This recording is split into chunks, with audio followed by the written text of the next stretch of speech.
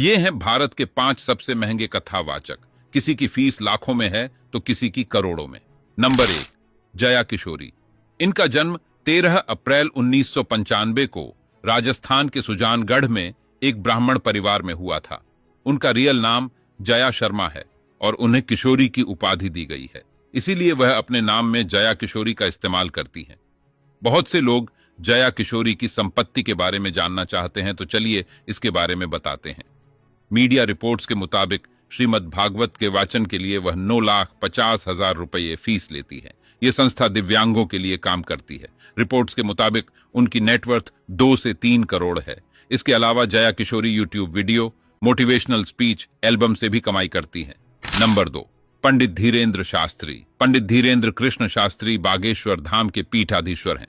कई लोग उन्हें अपना गुरु मानते हैं, जबकि धीरेन्द्र कृष्ण शास्त्री अपने दादाजी को अपना गुरु मानते हैं। इसके अलावा उन्होंने रामभद्राचार्य जी महाराज से भी दीक्षा ली है। माना जाता है कि धीरेन्द्र कृष्ण शास्त्री पर भगवान हनुमान जी की कृपा है, जिससे वह बिना जाने अपने भक्तों की मन की बता देते हैं। वह दरबार भी लगाते हैं, जिससे उनके दरबार में लोगों का भारी भीड़ जुटती है। लेकिन यह सिलसिला एकदम शुरू नहीं हुआ है। उन्होंने धीरे धीरे ही इतनी उपलब्धि हासिल की है। धीरेन्द्र शास्त्री कहते हैं कि कथाओं के नाम पर बहुत लोग बहकाते हैं कि बहुत महंगा है, बहुत कॉस्टली है। सच तो यह है कि हमने कभी कथा के लिए दक्षिणा नहीं मांगी है। जो व्यवस्था है, सिर्फ व्यवस्था मांगी है। नंबर 3, पंडित प्रदीप मिश्रा। इनकी संपत्ति कितनी है, इसकी कोई आधिकारिक जानकारी अब तक उपलब्ध नहीं है। लेकिन जैसा कि आप लोग जानते हैं कि प्रदीप मिश्रा किसी भी प्रकार भक्ति से जुड़े हुए प्रोग्राम में कथावाचन करते होंगे, तो जिसके लिए लाखों रुपए फीस के तौर पर चार्ज जरूर लेते होंगे। ऐसे में उनकी संपत्ति भी लाखों में जरूर होगी। इसके अलावा इनका खुद का यूट्यूब चैनल भी है, जहां पर लाखों की संख्या में व्यूज आते हैं। ऐसे में इनकी इनकम भी लाखों में होती होगी। वहीं अगर हम पंडित प्रदीप मिश्रा की संपत्ति कितनी है, इसकी कोई आधिकारिक जानकारी अब तक उपलब्ध नहीं है। लेकिन वहीं अगर हम उनके फीस की बात करें तो एक कथा का तकरीबन 7 से 8 लाख रुपए लेते हैं। नंबर 4, अनिरुद्धाचार्य जी महाराज। अनिरुद्धाचार्य जी का जन्म 30 सितंबर 1990 को जबलपुर मध्य प्रदेश भारत में हुआ था।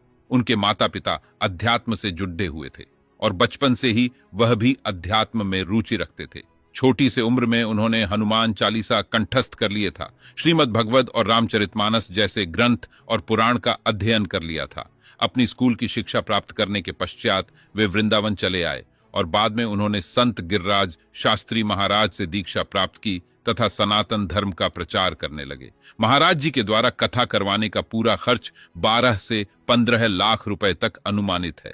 अनिरुद्धाचार्य की नेटवर्थ तकरीबन 8 करोड़ आज है। नंबर 5, देवकीनंदन ठाकुर जी। 18 साल की उम्र में दिल्ली के श्री राम मंदिर में श्रीमद् भागवत महापुराण के उपदेश लोगों को दिए। ये अभी तक Hong Kong, Singapore, Thailand, Malaysia, Denmark, Sweden, Norway और हॉलैंड जैसी जगहों में अपने कथाएं सुना चुके हैं।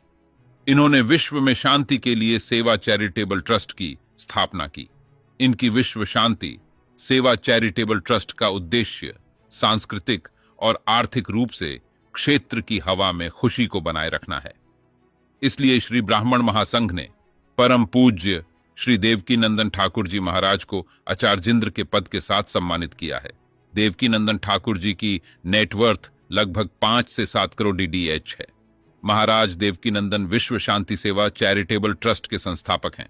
इंटरनेट पर मिली जानकारी के अनुसार वह एक कथा करने की फीस 10 से 12 लाख लेते हैं।